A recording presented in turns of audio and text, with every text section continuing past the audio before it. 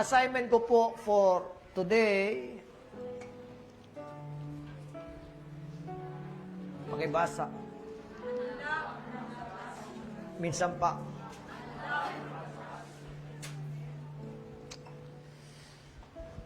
Ano ibig sabihin ng ating title ngayon? Ikaw ay pakakawalan na sa pasturan ng iyong kinalalagyan. Darating sa panahon na hindi ka lang puro mag-aalaga ng ibang tao. Pakiayos ka yung mic ko, parang hindi ko gusto timplada. Pakilagyan ng bass. Yan. Darating ka sa point na ilalabas ka ng Lord sa isang lugar na kinasanayan mo na. Kaya ang title ko po ay Unlock from the Pasture. At itong Unlock from the Pasture, well known at ilang beses nang itinuturo. And I pray, katulad ng itinuturo ko noong last Sunday, kayo po ay mapagpala. Hello? Ang buhay po ng tao ay puno-puno ng pag-aalaga. Sino naniniwala dyan? Walang katapusan po yan. Tingnan niyo si Tatay Ray, nag-aalaga ng apo, parang ako kagabi. Walang graduation sa pag-aalaga. Ano ang mga bagay na inaalagaan natin? Una, nung tayo ay nag-aaral pa, inaalagaan natin, iniingatan natin ang bawat katuruan na itinuturo ng ating mga guro. Sapagkat itong mga inaalagaan mong ito, ang siya magdadala sa iyo sa magandang lugar. At magiging bala mo ito sa hamon kung ikaw ay mag-a-apply. Naintindihan niyo ako? At dumadating sa point na kahit may inaalagaan kang mga bagay sa iyong pag-iisip, ay meron ka na namang aalagaan na mahal mo. Aalagaan mo yung pinapahalagahan niya. Aalagaan mo yung kanyang dreams. Naintindihan niyo ba ako?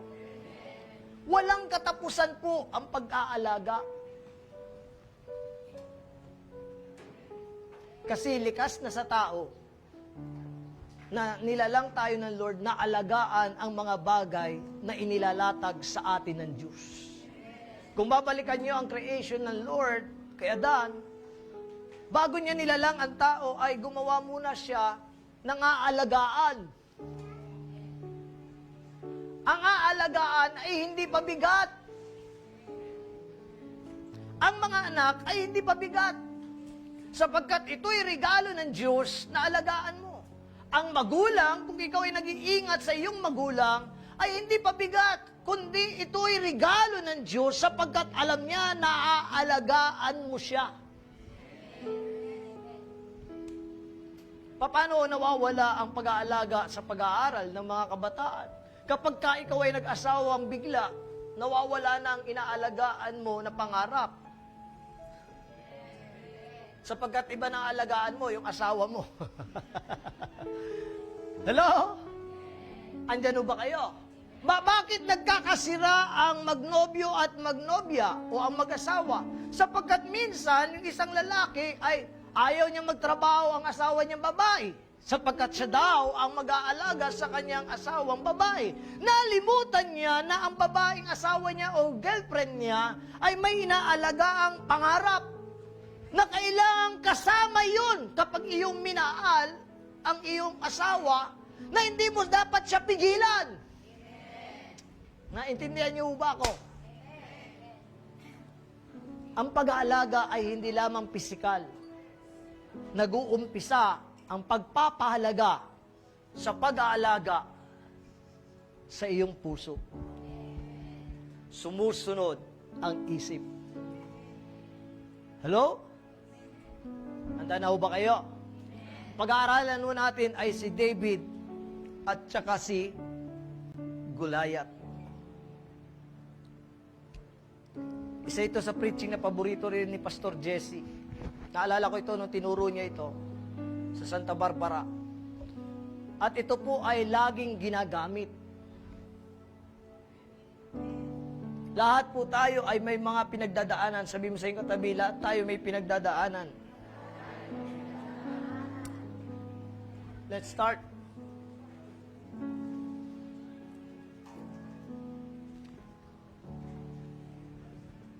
Ito po yung pangyayari na kung saan, bigyan ko lang kayong background, inutusan si David ay nag-aalaga ng hayop, ang tupa. At masaya na siya doon. Sa lahat ng magkakapatid, siya lang ang nag-aalaga ng hayop. Yung iba, sundalo. Yung iba natutulog sa bahay. May kapatid si David na 3 sundalo. Sundalo ni Saul. Na nandun ngayon sa digmaan. Kaya hindi makauwi yung kanyang mga kuya sapagkat sila'y may labanan. Kaya ang sabi ng tatay, hatidan mo nga ang iyong mga kapatid sapagkat hindi pa sila umuuwi. Baka gutom na sila sa digmaan. Kaya ang ginawa ni David ay pumunta ho siya dali-dali doon sa lugar ng kanyang mga kuya. At habang siya ay nandun na, ay nakita niya ang labanan at ang mismatch. Narinig niya kung paano at nakita niya si Goliath. At pagkatapos po nito, David left his luggage with a baggage officer. Ito po yung dala niya ang pagkain. And hurried out to the ranks to find his. Ang una niyang hinanap ay ang kanyang mga kuya. Bakit mo hanapin ang iyong kuya? Sapagkat concerned ka. Sapagkat yun ang kanyang dadalan ng pagkain. So, tuwang-tuwa siya. Siguro sabi niya, baka yung mga kuya ko gutom na. Andiyan ba kayo? Yung concern niya sa kanyang kuya ay nandun. To find his brothers. Next.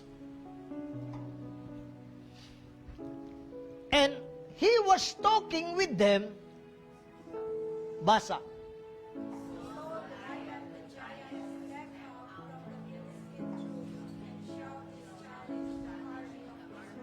Eksaktong-eksakto. Habang hinahanap niya, tinatanong niya ang kanyang mga kuya, nakita niya ang higante. Sabi ng iba, mga 7 foot and 8 inches. Iba-ibang computation. Yung iba, sabi niya, si Goliath ay 8 foot. Hello? Kung ano man ang height niya, sa kanya na yung height niya at akin na yung height ko. Amen? Eksakto! Hindi niya sinasadya, nakita niya si Goliath. He saw Goliath, the giant, step out from the Philistine troops and shout his what? At narinig niya ang paghahamon. Sa buhay pong ito ay maraming hamon. Sino ang isang tao, ang taong naghahamon ng isang tao ay isang taong alam niya na mas malakas siya kaysa doon sa kanyang hinahamon. Hindi ka pwedeng manghamon ng isang bagay na alam mong ikaw ay mahina. Kaya ka naghahamon sapagkat alam mo, tatalunin mo ang iyong hahamunin. Hello? Gusto ko sabihin sa inyo, hindi lahat na naghahamon sa inyo ay mas malakas sa inyo. Baka hindi alam ng mga nangahamon sa inyo na hindi nyo kayang tumayo, na hindi mo kayang umasenso, na hindi mo kayang itayo at itindig ang iyong pagkatao. Gusto kong sabihin sa inyo na mas malakas kayo kaysa sa mga naghahamon. Give your best clap offering!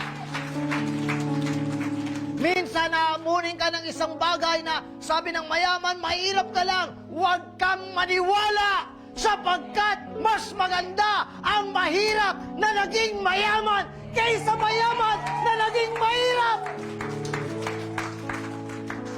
Naintindihan niyo ba ako? Huwag kang panghinaan sa bawat hamon ng buhay. Alam niyo, nakakapanghina sa hamon ng buhay? Pag lumingon ka na sa paligid mo. Naniniwala ba kayo dyan? Halimbawa, amunin si Mike. Walang benta yan. Ilang buwan na yan. Walang kwenta yan. Hindi lahat na nagsasabing wala kang kwenta ay totoo. Minsan at kadalasan, ang mga taong nanghahamon sa inyo, ang mga taong nag-question sa inyo, minsan ginagamit ng Diyos yan para lumabas kung ano ang meron ka sa iyong loob. Nandiyan ba kayo? Sabihin mo sa katabi mo, huwag mong paniniwalaan ang bawat nakikita mo, ang bawat naririnig mo. Dalawa lang bagay, challenge accepted or challenge denied. Pag sinabing challenge denied, lalang, dead ma lang. Hinamon ang sundalo. Tingnan nyo mamaya may papakita ko sa inyo. His challenge to the army of, sabi nyo nga, army of Israel. Ano ang ginamit ni Goliath? Ano ang tingin ni Goliath sa mga tao? Sundalo ng Israelita. Sundalo ng tao. Pero si David, hindi ganyan ang kanyang tingin. Andyan ba kayo? Sabi nyo nga, excited ako. Minsan pa. Pakipindot. As soon as they saw him, lumabas na mga patakyot. As soon as they saw him, the Israelite army began to what? Nakakalungkot sa mga kabataan pag may problema sa loob ng taanan at merong challenge sa loob ng taanan, naglalayas. Ang mahihirap sa loob ng taanan, nagsasawa na sa sermon ng nanay at ng tatay, anong gagawin niya? Magtatanan. Huwag kang tumakbo sa bawat pressure. Takbuhan mo man yan, magpakasal ka man, haharapin mo din yan. Naiintindihan niyo ba ako? Mas malala daw. Listen. Next.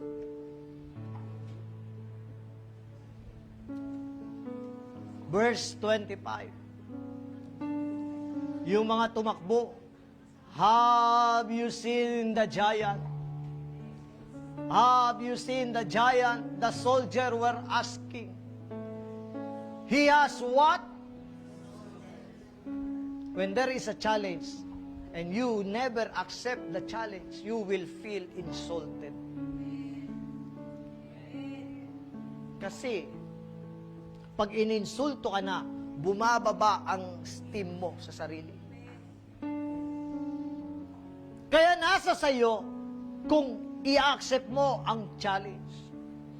Sa buhay ng tao, maraming challenge. Nakakapagtaka lamang yung iba na nagtatrabaho, binibigyan ng maraming trabaho, ayaw na, magre-resign. That is already a challenge. Kung kaya mong tapusin o hindi.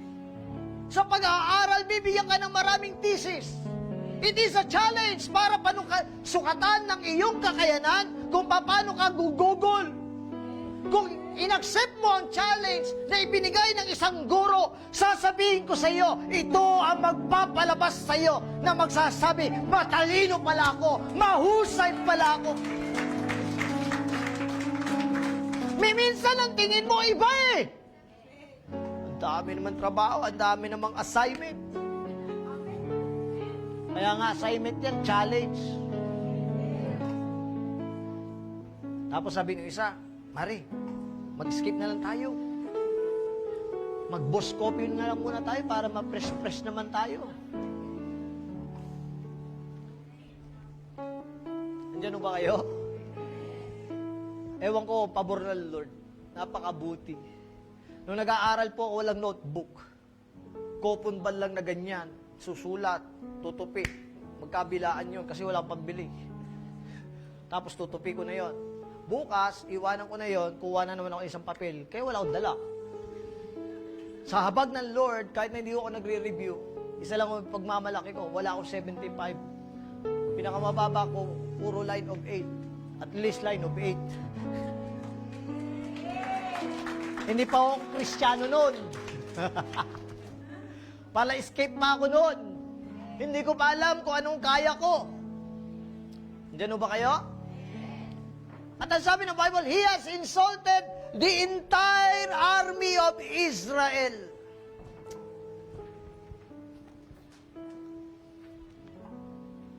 Hindi ho maganda ang aming family background. Alam ng mga ate ko yan. Ilang beses ho kami na insulto. Hinamon kami ng buhay. Sobrang hirap. Lalo na si Pastora Gerald, kasama ko yan. Sa sobrang hirap. Diyan sa Espino Building, diyan sa may Karoonan, nakatira kami diyan. Wala kaming pambayad. Kunwari, sabi ng mother ko, wala tayong pambayad, nandiyan ay maniningil. Ang ginawa namin, Bong, ilak mo sa harapan yung pintuan, tapos dadaan ka sa likod. Para pag nakita nila yung padlock, alam nila wala tayo. Isang hamon. At pagkatapos, habang kumakatok, ang napura dyan, sabi ng may-ari. Sabi naman ng mga chismosa namin kapitbahay, nandyan sa loob, nagtatago sila.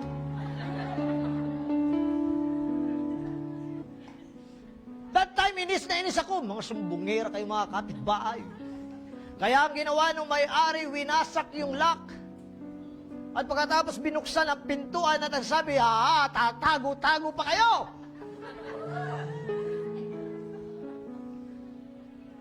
Hiyang-hiya po kami. Sapagkat wala kaming pambayad. We have been insulted for how many years?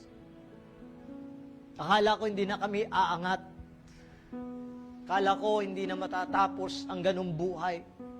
Nagtatago sa utang, palipat-lipat pag hindi nakabayad ng 5 buwan, paalisin. Ano ang mararamdaman mo kapag ka ikaw ay iniinsulto ng ganyan? Na nakikita mo yung may kakayanan na makapangyarihan ay hahamunin ang iyong buhay. But one day, nung nakakilala ako sa Lord, nag-shift lahat ang pangyayari at natuto lumaban. Kagabi po ay nag-family devotion po kami rito. Nagulat ako.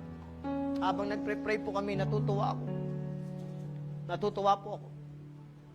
Pagkat wala pa yung mga pamangkin ko, natutuwa ako sapagkat nakita na namin sila, lahat na naglilingkod. At nag-countdown kami lahat kung ilan na ho kami sa aming pamilya, hanggang sa mga nag-asawa na nasa 53 na po kami. At halos lahat umaattend po kagabi dito, walang absent. Sabi ko, Lord, napakabuti mo. Kung hindi ho pala ako lumaban noon, kung hindi ho pala ako nakakilala noon, siguro wasak-wasak na kaming magkakapatid. Siguro wala na kaming narating. At nag-evaluate po kami kagabi. Si Pastor Bobot ang nagturo dahil siya ang panganay. Bago siya nagturo, sabi ko, Kuya, dati sa family devotion, 6 lang tayo. Ngayon, ang dami na natin. At ang sabi nga ni Pastor Bobot, hindi niyo ba napapansin, halos kami magkakapatid, may sasakyan na. Samantalang noon pinalalayas, iniinsulto ng kapitbahay, iniinsulto ng lipunan na magulo ang pamilya. Huwag kang painsulto. Tumayo ka sa pananampalataya mo. One day, aayusin ng Diyos ang buhay ng pamilya mo. Andyan ba kayo? And he has been insulted the entire army.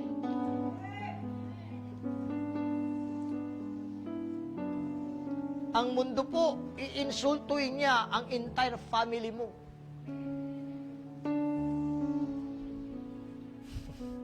Hello? Ano sabi ng Bible? And the king, sabi niya, and have you heard? Itong gustong-gusto ko sa lahat eh. He has insulted the army of Israel, sabi ng isang tumakbo. And hindi mo ba narinig na merong malaking gantimpala ang hari sa sino mang mag-aalay ng kanyang sarili para patayin ang higanting yan. At ang hari ay ibibigay niya ang kanyang anak na mapapangasawa, at ang kanyang buong pamilya ay hindi na magbabayad ng tax. Anong ibig sabihin? Ito ang nagpatibok kay David. Isa sa bagay na tinanggap niya ang hamon. Siguro sabi ni David, pagod na akong mag-alaga ng tupa. Pag magbebenta kami ng tupa, babawasan pa ni Saul. Pagod na ako magpunta ng bukid. Ito na yung pagkakataon ko pag mapatay ko yung higante. Woohoo! Yayaman na kami. Pag napatay ko yung higante, may maganda akong asawa, mayaman pa. Pag napatay ko yung higante, walang bawas ang aking sahod. Bakit ko nasabi na ito nag-motivate? Ilang beses po niya yan tinanong sa lahat ng sundalo. Sometimes your battle is your chance on how you can get the blessing. No fight, no blessing. No challenge, no blessing. Sa bawat hamon, sa bawat labanan, tatandaan nyo, ang dulo nito ay kabayaran sa lahat ng iyong ginawa. Kung nag-i-struggle ka ngayon, may labanan ka. Kung ikaw ay parang hindi mo nararamdaman ng Diyos, may labanan ka. Kung parang walang nangyayari na sa buhay mo, may labanan ka. Kung sakaling wala na nag-i-encourage sa'yo, may labanan ka. Ang tanong, lalaban ka ba o tatakbo ka rin at ipapasa mo ang gantimpala sa iba? Maaari nagra-grab ka lang ngayon, delivery ng food. One day, pag umikot ang ihip ng hangin, hindi ka na magdi-deliver, may sarili ka ng negosyo at ikaw mismo magpapadeliver. Naintindihan niyo ba ako? Listen. Pakipindot.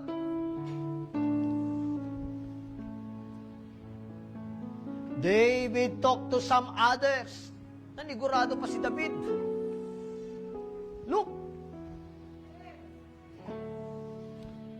David talked to some others standing there to verify the report. To verify the report if there is a reward. To verify the report. Ano ibig sabihin nito? Yan ang nagpapakita na kung gusto mo, mabago ang pamilya mo, pagpalain ang pamilya mo, kailangan mo munang talunin ang mga higante na hindi tinalo ng ibang tao. Ikaw lang ang tatalo dyan. Listen. What will a man get for killing the Philistine and ending his insult? Para matapos na yung insultong ito, paano ko ba mapapatahimik yan si Giant? Ano ang reward ko?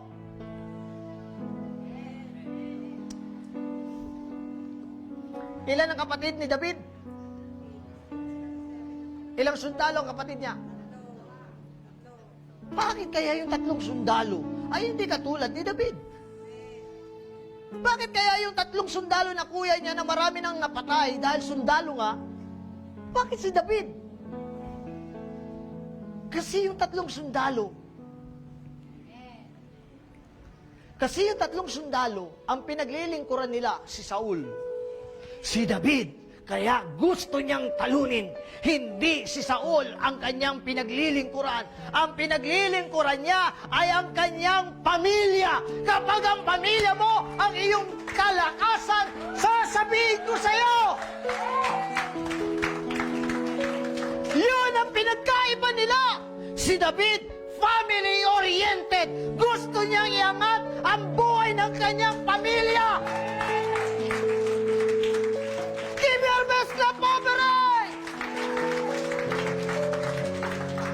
Naiintindihan niyo ba ako? Kapag ang motibo mo sa bawat hirap, sa bawat pagsubok, na hindi ka bibitaw dahil sa panak mo, dahil sa iyong mga kapatid. Hindi mo yan bibitawan kahit anong hirap.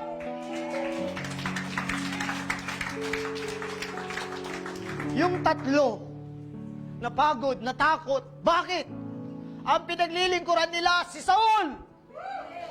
Kung gusto mong tumagal sa iyong trabaho, sa bawat pressure, at napapagod ka na, at pinanghihinaan ka ng loob, gusto ko, pumunta ka sa isang sulok, isipin mo ang tatay mo, ang nanay mo, ang mga kapatid mo, nasasabihin mo, give your best clap over it! Naiintindihan niyo ba ako? Sa totoo lang, ang tagal ko na nagtatrabaho, bakit hindi ako gumigive up? Ang naiisip ko yung mga anak ko, sabi nga, nung minsan nagsabi ako magpo-full time na ako. Sabi ni Joseph, paano ko? Paano daw yung pag-aaral niya?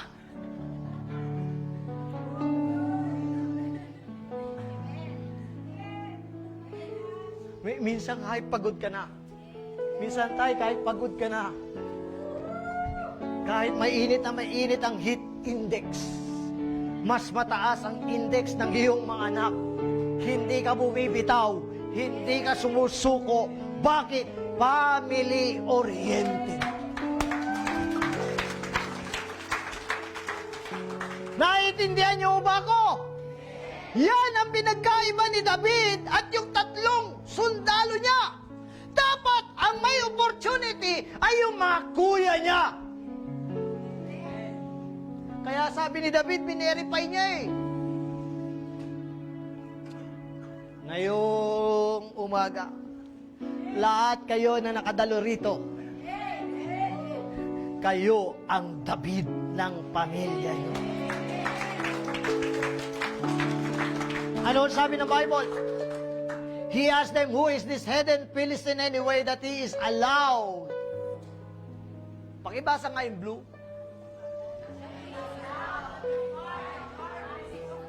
Oh! Ano tawag niya? Ano ang tawag ni Goliath kanina? Army of Israel.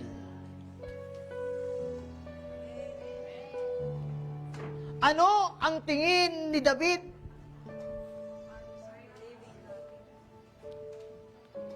Hindi ko alam kung nagets niyo yun.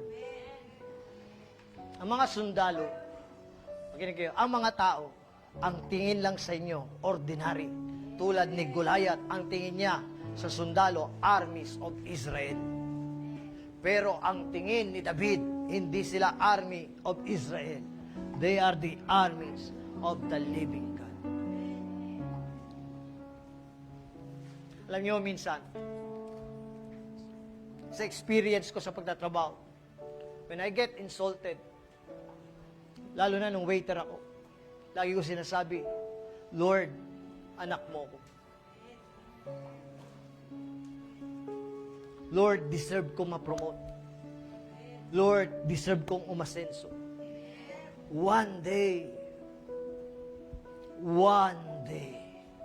magkikita kami lahat na nang insulto sa akin at makikita nila, binago mo na ang buhay ko.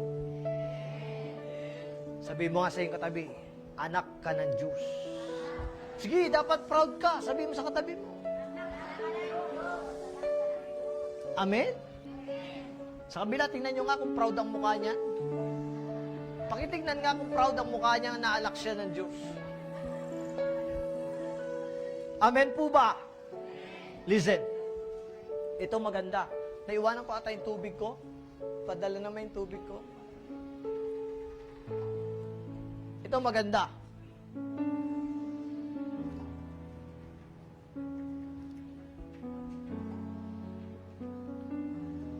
Nasaan na? Next.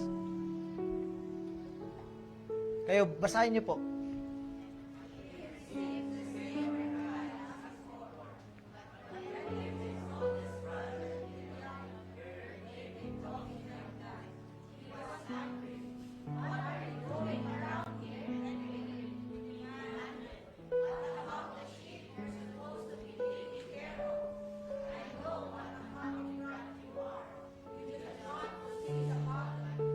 ang masakit minsan eh. Yung pamilya mo pa, epal. Hindi niyo ako narinig. Ito masakit talaga eh. Yung pamilya mo pang hindi believe sa'yo. Kung sino pa yung kapatid mo, walang believe sa'yo. Mas believe siya sa barkada mo. Mas believe siya sa barkada niya. Pero sa'yo,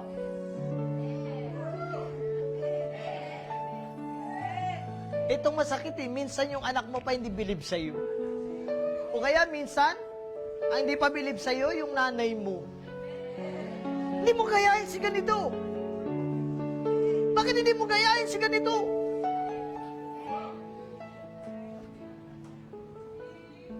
Hello? Ang masakit minsan, ang hindi pa believe sa'yo, asawa mo.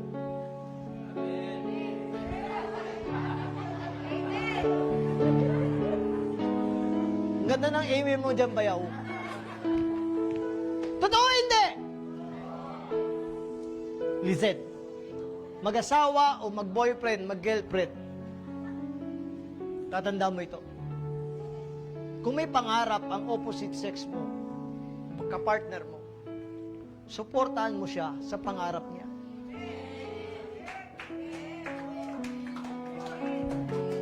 Naiintindihan niyo ba ako? Suportahan mo. Huwag kang epal. Sabi ng mga kuya, anong ginagawa mo rito? Di ba dapat doon ka sa pastulan? Nakikialam ka pa rito eh. Nagmamarunong ka pa.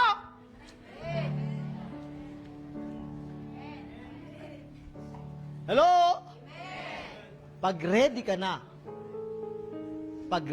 na, tapos ka na ng pinakikialaman ka ng iyong mahal sa buhay sapagkat ang alam mo, may gagawin ang Diyos sa buhay mo.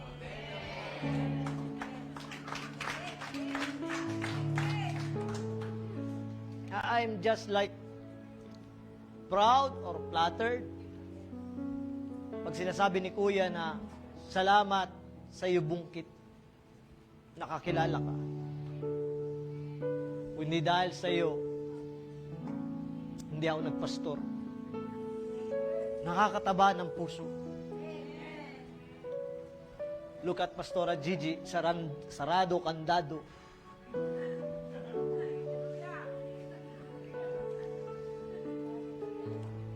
Nakakataba ng puso. Pero that time, binabati ko sa ko, born again. Oh, anong nangyari dito sa ilong nito? Sabi ko, tapon mo na yan. Hindi niya alam, tinabig ko yun. Naintindihan niyo ba?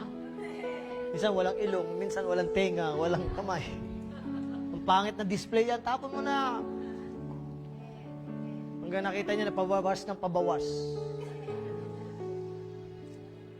Naintindihan niyo ba ako?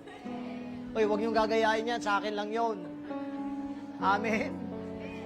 Amen? Nakakataba lang ng puso, mga kapatid, sapagkat nung time na umaatin ako, dati sanay kami nila Pastor Butch, Pastor Bobot, na umiinom kami sa Bunuan, Giset. Pagpatak ng umaga, umiinom na kami ron. Nung binago ako ng Lord, ang dala ko na ay Biblia, hindi na beer. Binabatukan ako ni Kuya, at saka pumunta, born again ka pa, wala kang mapapala dyan. Andiyan ba kayo? Mas nakakaya noon pumunta ng church. Kasi obvious. Ngayon nga, tingnan nyo, wala kayong dalang Bible. Sa panahon namin, ang laki ng Bible na nga, mataba pa. Bukod sa mataba pa, iisa lang ang kulay dati, kulay itim. Kaya pag mayroong nakakita sa iyong black book, ayaw na si born again. Ngayon, hindi na obvious. Bakit? Nasa cellphone na eh. Naiintindihan niyo ba ako? Minsan masarap, insultuin ka. Minsan masarap, walang naniniwala sa'yo. Minsan masarap pag sinabi mong, yung asawa ko dati, nandyan na yung gate. Ay, nandyan na yung gate. Nandyan na yung kotse, buksan ang gate. Basta may bumisina noon, sasabihin ko, buksan mo yung gate. Bakit? Andyan na yung kotse ko. Dati hindi siya maniwala at tinatawanan ako. Yan ka na naman, nangangarap ka na naman. Hello? Minsan masarap yung ganon. Minsan masarap na marami sila sinasabi na hindi sila naniniwala sa'yo. Ipunin mo ng ipunin sapagkat pag itataas na ng Diyos ang kanyang pangalan, lahat ng iyong inipon, siyang magpapaliwanag sa kanilang kaisipan. Naintindihan niyo ba ako? Alam niyo, natutuwa ako nung workers meeting. Ang binabayaran po natin dito, 45,000. Hindi ko alam kung paano tayo nakakabayad. Salamat sa mga givers, sa mga tithers. Ang prayer ko sa lahat ng givers, pagpalain pa kayo ng Diyos. Sa totoo lang mo, hindi ko alam paano tayo nakakabayad kahit yung mga kapwa namin pastor. Siguro tayo ang pinakamahal na inilalabas monthly sa lahat ng dunamis. Ang Santa Barbara, libre. Basta tayo ang pinakamataas na expense. Saan ang gagaling, hindi ko rin alam. At ayaw ko nang alamin. Alam nyo, wala akong ginawa. Kundi sabi ko, Lord, pagpalain mo ang bawat membro one day. One day, ang prayer ng inyong pastor, makita ko lahat kayo may sasakyan. That is my desire. At malapit na tayo magkaroon ng sariling church. Believe me. Nandiyan ba kayo? May nabanggit na ba ako rito na hindi nangyari?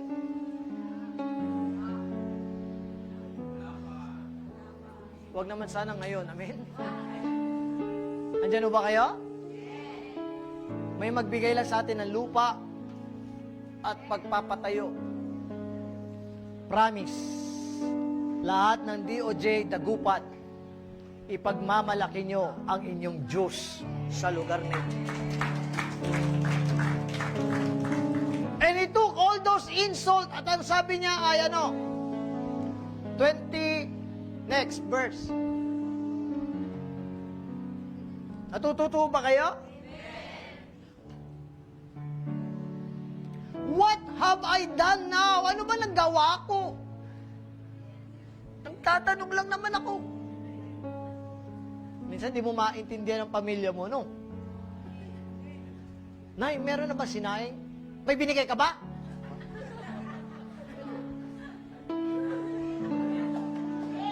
Sinaing lang tinanong mo. Ma, anong ulam? Namalengke ka ba? Para layo ng sagot. Pumalakpak yung nararanasan niya to.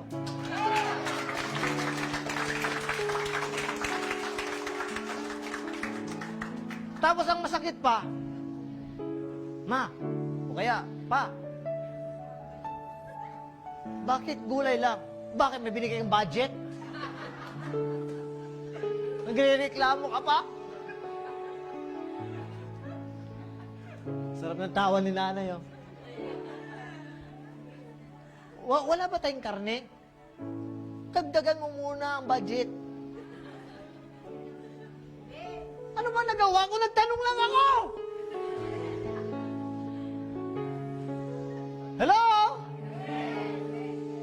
Dapat ganyan sagot niya, nagtanong lang ako.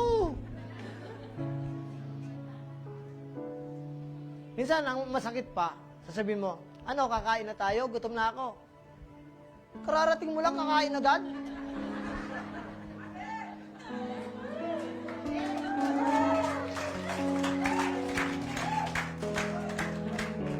Minsan hindi ko maintindihan pamilya natin. Ha? Relate na relate. Palagpakan nga natin ang Lord.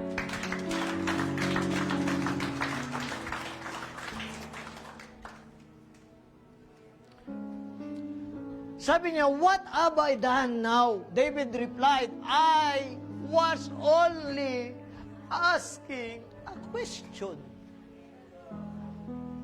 Masama bang magtanong?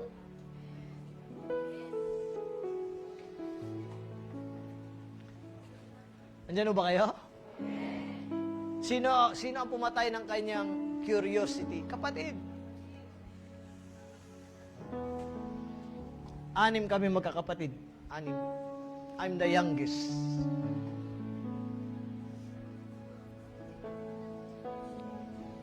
For the glory of God. Sa 6. Ako yung pinakatahimik, tanong nyo sila. Pag kumakain kami, ako yung tahimik, hindi ako umiimik.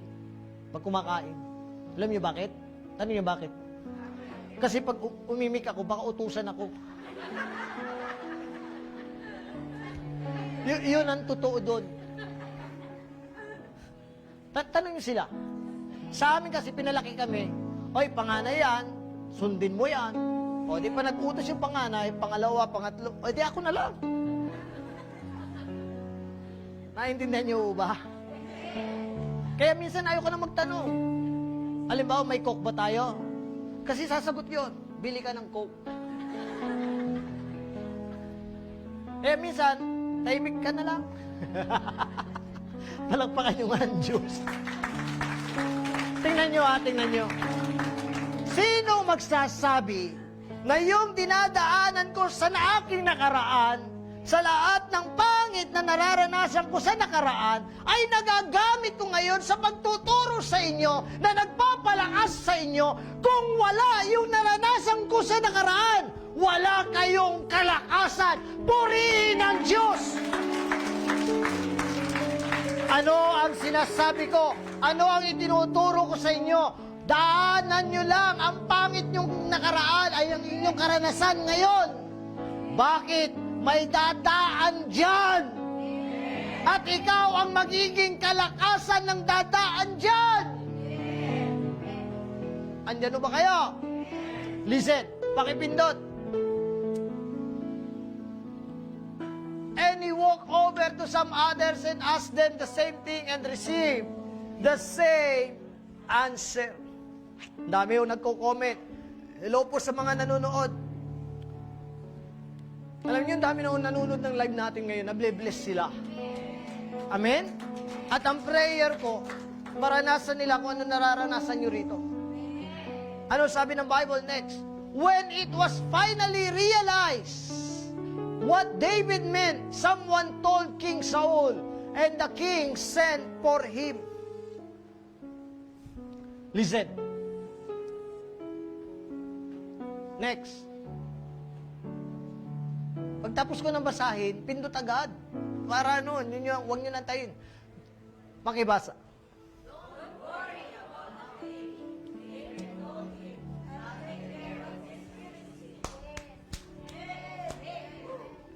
Don't worry. Ayaw siyang paniwalaan ng mga kapatid. Pero sabi niya, don't worry about a thing. Mahal na hari, huwag kang mag-aalala kahit kapiranggut. Yabang ba ni David? Bakit hindi ka magyayabang kung ang kakampi mo, Diyos? Bakit hindi ka magyayabang kung ang kasama mo ang Diyos? Don't worry about that thing. David told him, sana ganyan ang sagot niyo sa pamilya niyo. Anak, wala na tayong pera, puputulan na tayo. Ma, don't worry about a thing. Kaya natin matulog kahit walang ilaw.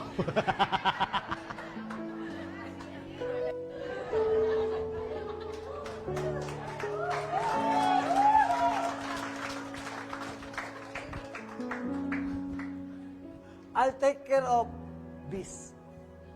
Paano yung mainit? Papaypayang kita mamaya.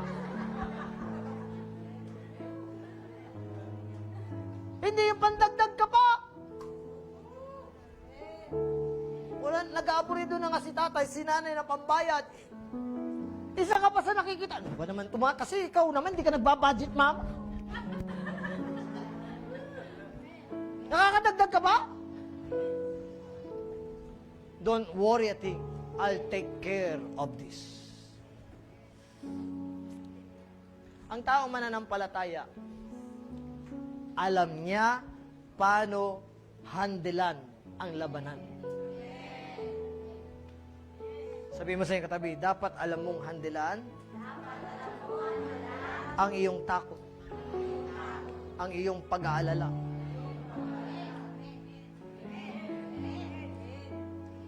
Dapat kayo mag-asawa, sabi ni Sam, huwag mo dapat sasabihin sa asawa mo, wala na naman tayong bigas. Huwag ganun, pangit yun.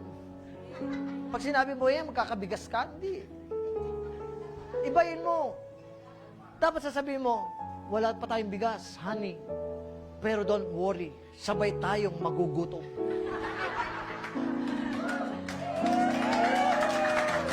Tama mali! Tama mali!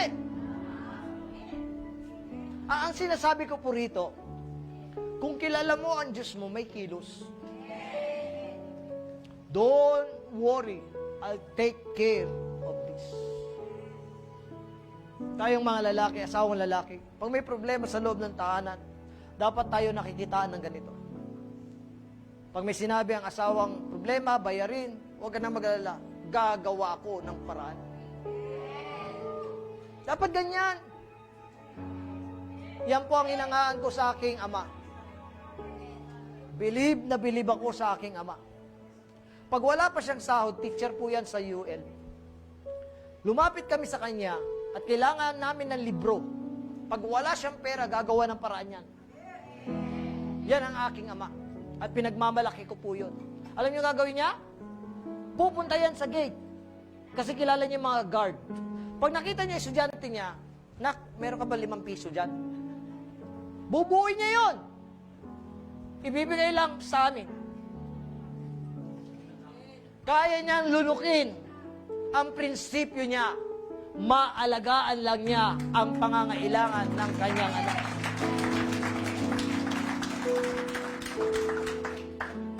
Mapalad yung mga may kaya. Mapalad na kayo'y pinag-aral sa lahat ng bagay. Hello? Pero sana makitaan ka ng Lord na kapag may problema ang magulang, ang anak, o ang kapatid mo, huwag ka na mag-alala. I'll take care of this.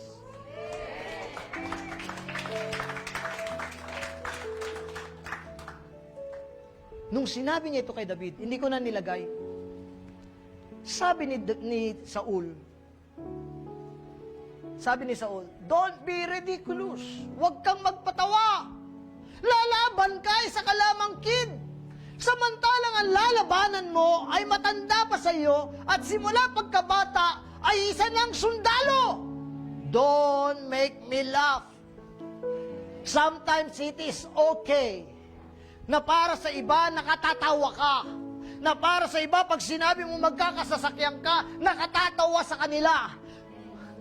Na minsan pag sinabi mong one day magkakaroon ako ng bahay at lupa, pagtatawanan ka nila at hindi sila maniniwala sa iyo. It's okay! As long as you know your God. Anong sabi niya?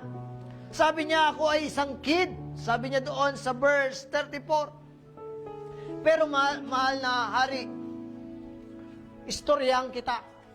Nung ako'y nagpapastol, yung mga maliliit kong tupa, inaagaw ng leon at ng bear.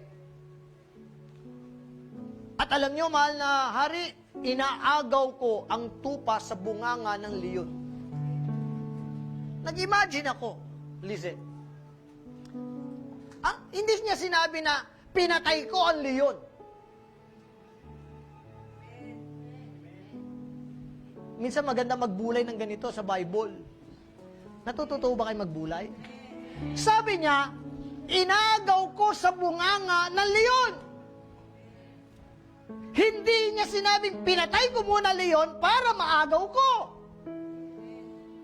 Anong ibig sabihin? Lumapit sa leon. Dahil yung bunganga ay kagat yung tupa. Nilapitan niya ang leon. Alam niyo, ang mga hayop, hindi yan bibitawan ng pagkain yan. Ang ginawa ni David, kinuha ang bunganga. Matanggal lamang ang tupa. sigurado ako nakipaglaban siya sa leon. Hindi man niya pinatay, nakipag-struggle siya sa bunghanga. Ano ibig sabihin nun? Ito ang nag-motivate kay David.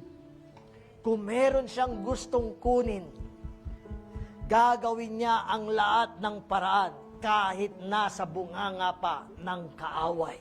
Walang makakapigil sa kanya. Ang Diyos na nagligtas sa akin, siya rin ang magliligtas sa akin kay Goliath.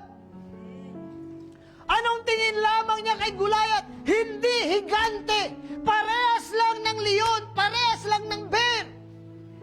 Ang problema, nagpapalit-palit ng anyo. Woohoo!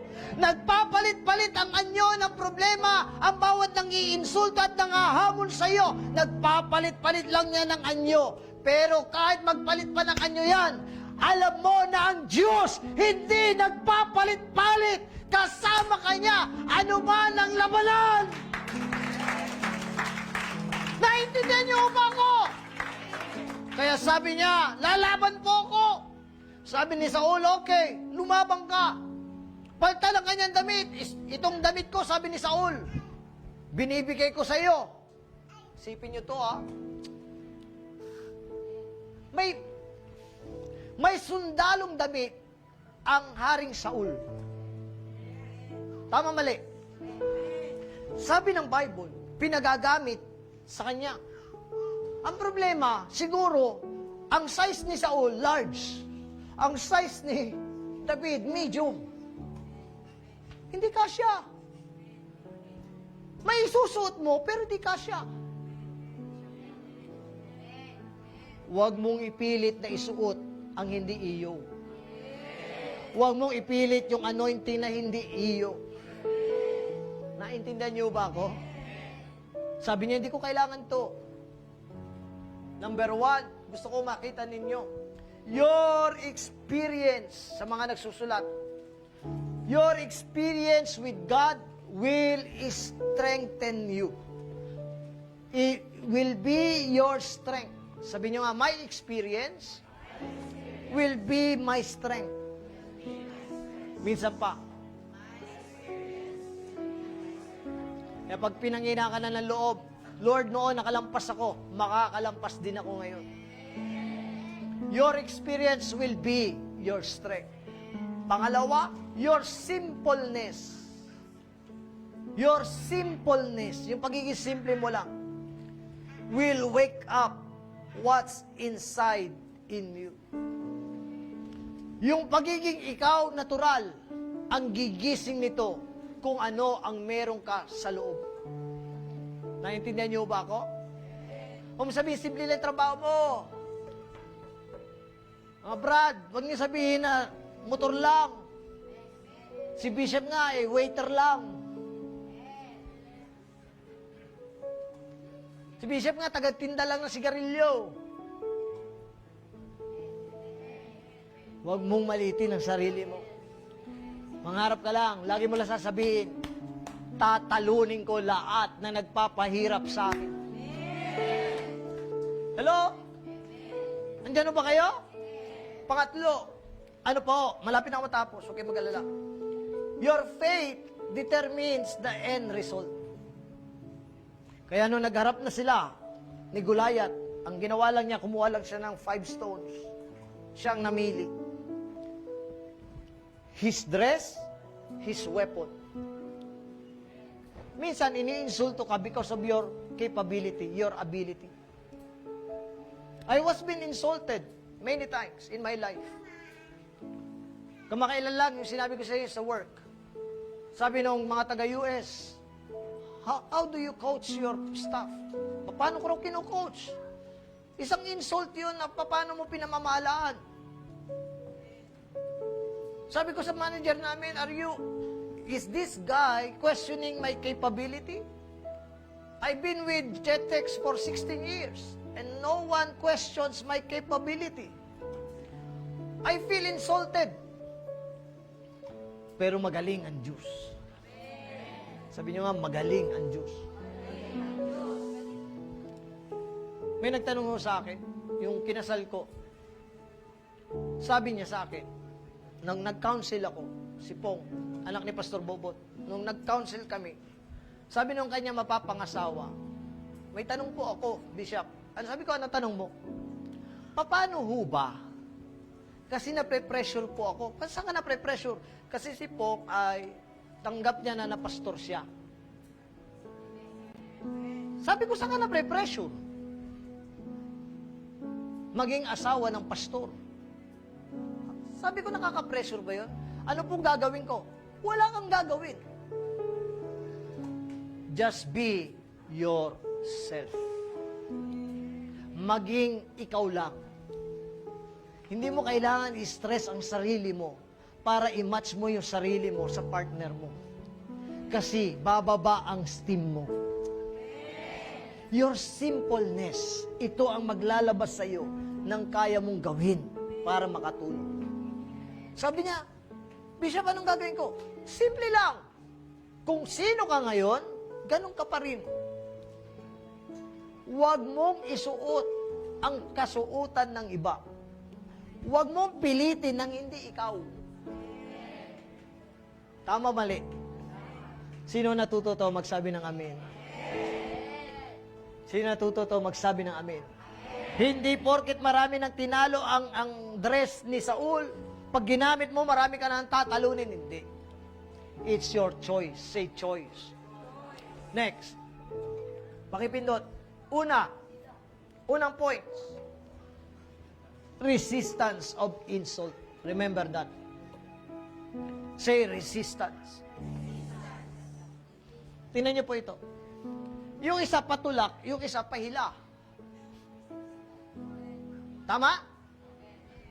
Kung ito ay isang gamit, tinulak ko ito, at itong tao ito hihilain din niya, meron ho bang resistance yan?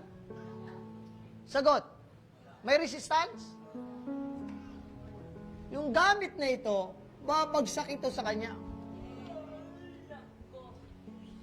Tama, mali? Ang resistance, itinutulak ka, itulak mo rin. Para hindi ka magsakan. Pag iniinsulto ka, patunayan mo sarili mo na magaling ka. Hindi yung sasagot ka pa sa amo.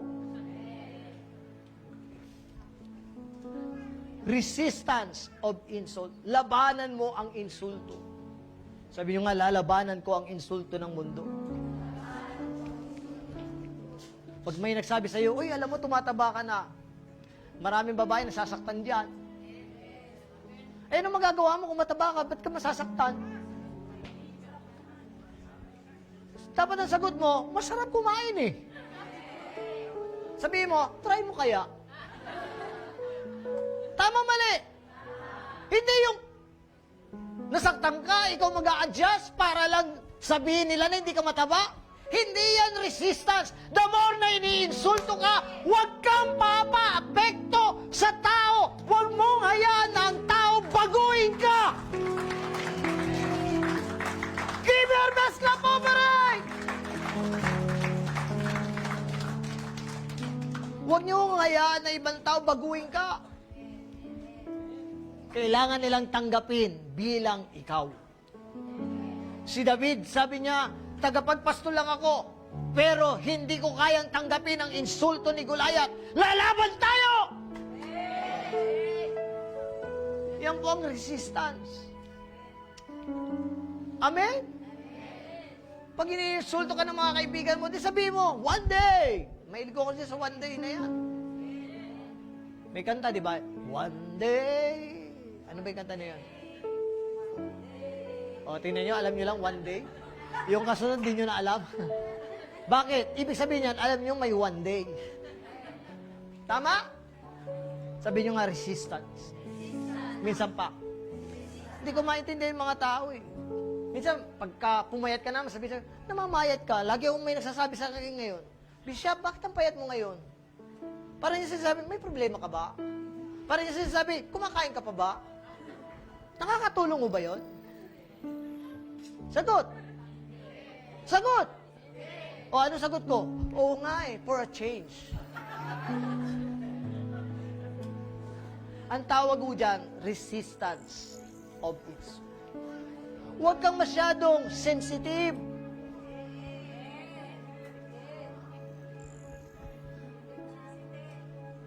Minsan sabihan mo yung asawa mo, Ma, tumataba ka. Bakit ayaw mo? Tatanong lang naman. Tama?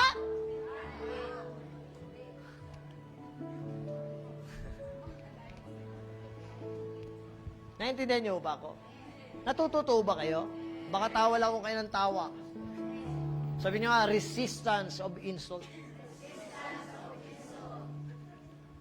Minsan magandang ginagamit ang insult para mahamon mo at samahan ka ng Diyos. Sabi ho nila sa akin noon, no, nag-start po ang Dunamis, bago-bago lang yan. Pastor Jerome, kabalik-balik. Pero purihin ng Lord. Umiyak po ako sa Lord. Sabi ko, Lord, lahat ng nasayang, ipas over mo. Bilisan mo, Lord, ang pag-aayos. Na-promote po tayong bishop, o di nainggit sila lalo. Ilang taon pa lamang ang Dunamis, may prayer mountain na tayo.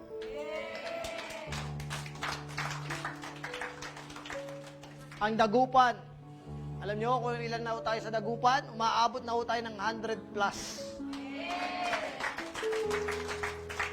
Ilang taon pa lang ang Dagupan? Ha? 9. Eh, yung ibang church nga, umabot muna ng 20 years bago nag-100 mahigit. Pero purihin ang Lord. Hindi ko sinasabi na paramihan. Ang sinasabi ko po sa inyo, huwag niyong hayaang insultuhin kayo ng tao. Manalangin ka, ang Diyos ang tutugon. Palakpakan niyo ang Diyos sa buhay. Pangalawa, ang ganda nung kinanta ni kanina, yung kanta niyo, hindi ko alam yun, ha? Tama-tama dito sa turo ko, yung pinakanta mo kanina. Ha? God's problem? Wow, ang ganda. Tama-tama dito sa tinuturo ko. Third insult. Yan nilagay ng Lord sa heart ko kanina. That is my code. Third insult to get result. Turn insult to get result. Baliktarin mo na ang lamesa. Baliktarin mo na ang lamesa. Sabi ng karamihan, ang buhay ng tao ay parang gulong. Minsan nasa ibabaw, minsan nasa ilalim. Hindi porket nasa ilalim ka, lagi sa ilalim. Turn insult to get result. Second point, natawagan ko David.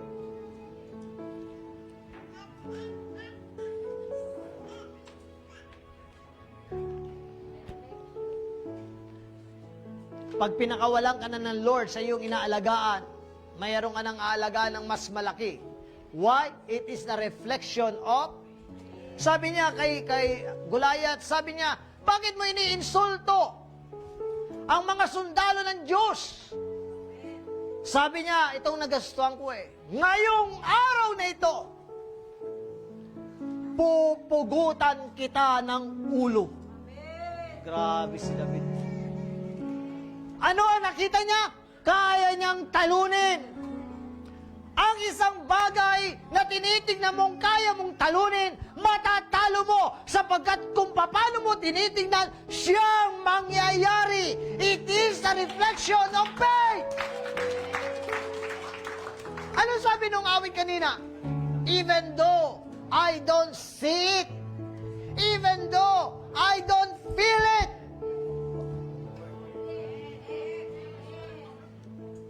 naintindihan niyo ba ako? It is a result of faith. Sabi niyo nga, reflection of faith. Nagre-reflect ito. Tingnan niyo kung bakit ang ginamit ko. Yung kamay mo, ang taong may pananampalataya, yung kamay mo, ang tingin mo, kamay ng Diyos. Yung sandata mo, ang tingin mo, sandata ng Diyos. It is a reflection of your faith. May ups and downs ka, yes. Kapatid, pag dumadaan ka sa pagsubok at ayaw mo nang dumalo, ugaliin mong talunin yan. Umatin ka rito kahit wala kang kagana-ganang umawit.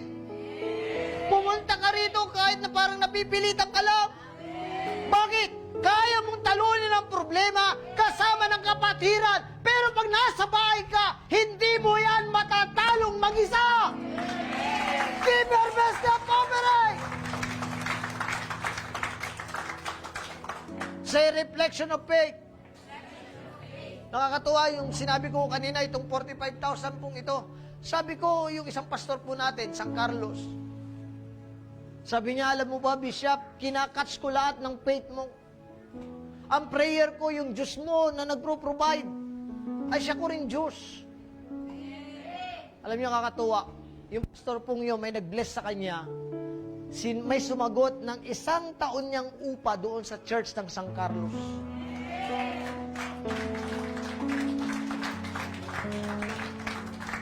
It is a reflection of faith.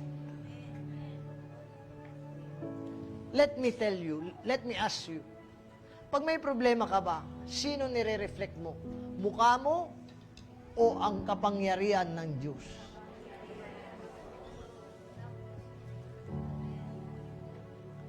Ano sabi ng awit? Ano yan? Even when I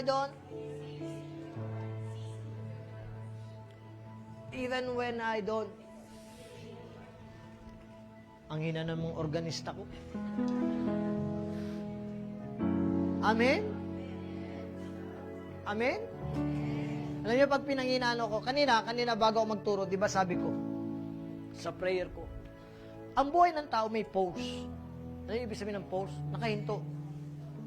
Para ka na-stagnant. Yung parang walang nangyari. Pause for a while. Hindi naman lagi puro blessing. Hindi naman lagi meron kang blessing at na-promote. May pause po ang buhay. Pero hindi ibig sabihin, pag naka-pause ang buhay mo, wala nang ginagawa ang Diyos. Si David, naka-pause siya sa pasturan, pero may ginagawa na niluluto ang Diyos. Mag-aatid lang siya ng pagkain, pero yun ang magpro-promote sa kanya para gumulong uli ang takbo ng buhay ni David. Minsan ilalagay ka ng Lord sa isang labanan na hindi mo ginusto, na hindi mo pinili, pero yung labanan na yan na hindi mo ginusto, yan ang babago ng takbo ng buhay mo. Malakas na palakpak sa Lord. Meron mo ba tao rito na ginusto niya may problema? Wala!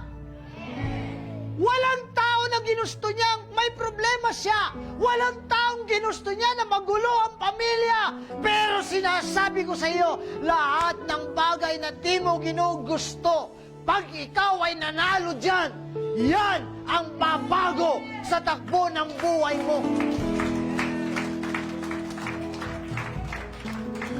Andiyan ba kayo? Sabihin nyo nga sa iyong katabi, ilalabas ka na ng Lord sa normal na buhay mo. Pangatlo, anong sabi? Basa. Pag meron ka ng reflection, yung release ng kapangyarihan ng Lord. Sipin mo ang reflection lang ng faith niya, ang Diyos na nagligtas sa akin sa leon, ang sabi niya, pumulot lang ng isang bato. Nung nirelease niya, hindi yung bato ang nagpataob, kundi yung kapangyarihan ng Diyos. Kaya ako malakas ang loob na nagre-release lagi ng gusto kong mangyari sa buhay ko. Lagi ko nire-release one day sa taong ito. Yung milyon na pinangako ng Lord sa buhay ko, mangyayari, magaganap. Kailangan mong i-release para yung kapangyarihan ng Diyos ay sumama sa bawat release ng iyong salita. Ano lagi ko sinasabi sa MHE? Ang prayer ko, Lord, every month. Lagi ko itong dinideclare, every month. Meron silang masarang kontrata. Yearly. 12 sa isang taon. May project.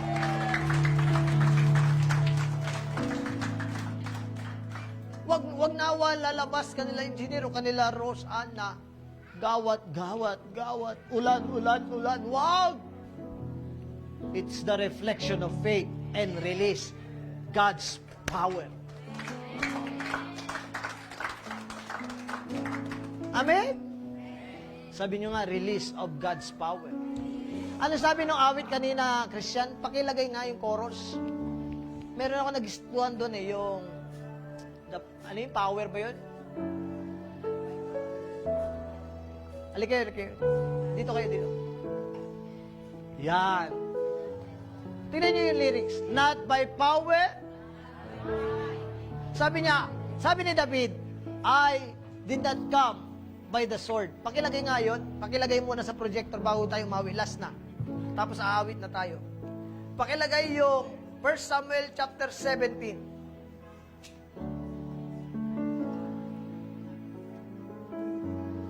Verse 45 hanggang 46. 1 Samuel 17, verse 45, 46. Tingnan nyo kung saan galing yung awit na yan. Kaya tuwa ko, inawit nila yan eh. Sakto doon sa ituturo ko. Yan, pakilagay. Sabi nyo nga, God will release His power. Amen? Ano sabi ng Bible?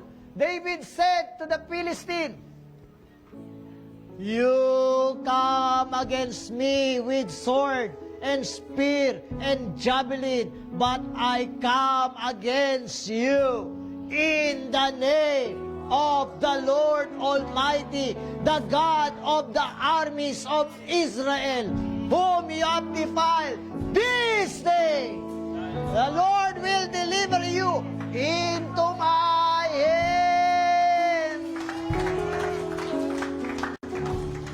The Lord will deliver you into my hand. If you have financial problem, the Lord will deliver it to you into my hand. Ano sabi ng Bible? And I'll strike you down and cut off your head. This. Sabi nyo nga, ngayong araw na ito, tatapusin ko lahat na nang iinsulto sa pamilya ko.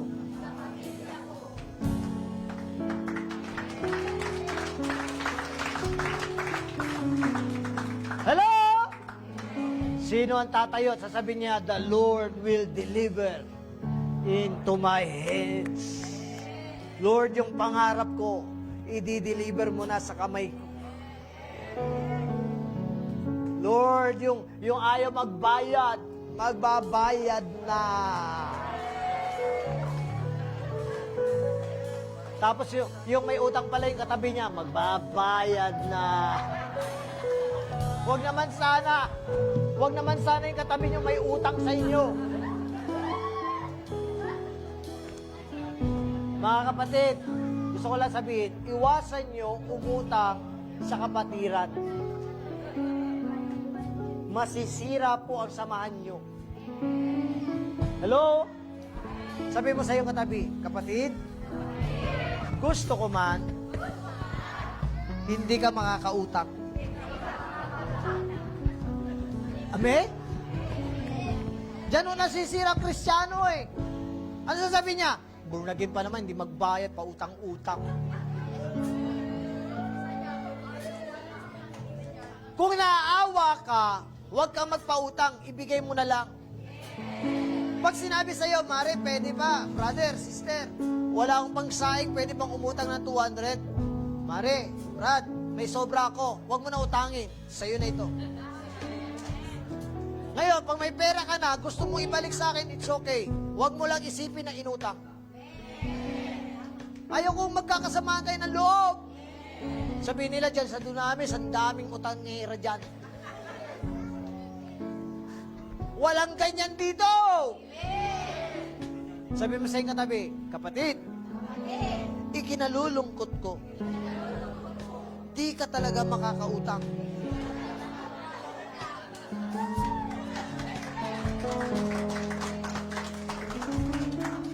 Amen? Nako, marami na ako nasaksihan sa ganyan. Nagkakasiraan. Amen? Ano yung awit? Pakilagay. Samahan nyo nga ako. Dito kayo. Tayo tumayo.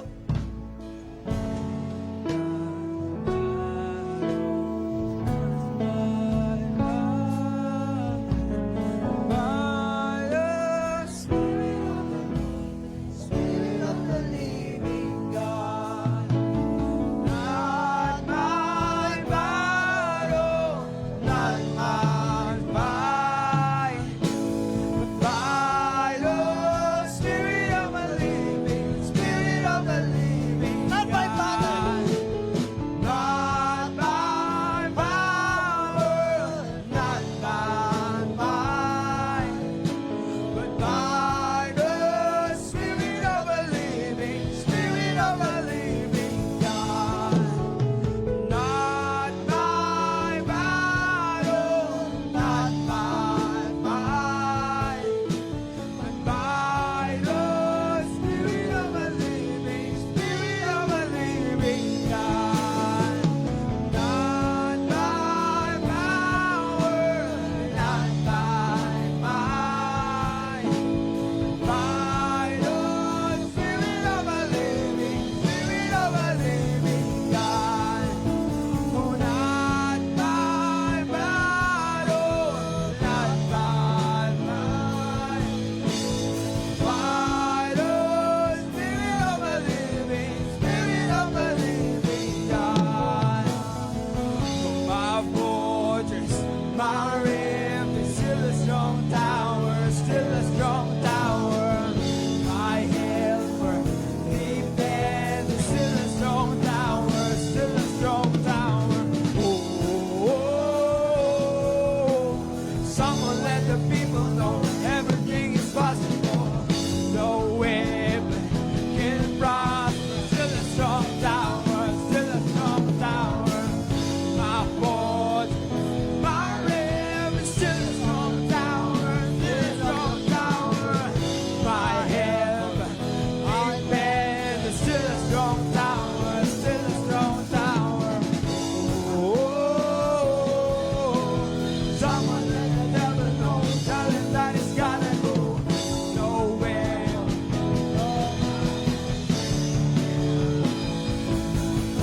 And not by power, not by might, but by the Spirit of the living, Spirit of the living God. Not by battle, not by might, but by the Spirit of the living, Spirit of the living God. Lord, salamat. Salamat, Panginoon, sa lahat. Right now, Lord, we thank for the life of David. Sa oras pong ito, alam ko, Panginoon, may kinakausap ka sa bawat isa. Sila ang lalaban para sa pamilya nila. Kung gusto ng kaaway, wasakin ang pamilya, hindi papayag ang mga kapatid kong ito. You are going to deliver into our hands. Marami pong salamat sa iyo ang papuri, pasasalamat sa pangalan ni Jesus. Amen at amen. Malakas na palakpak.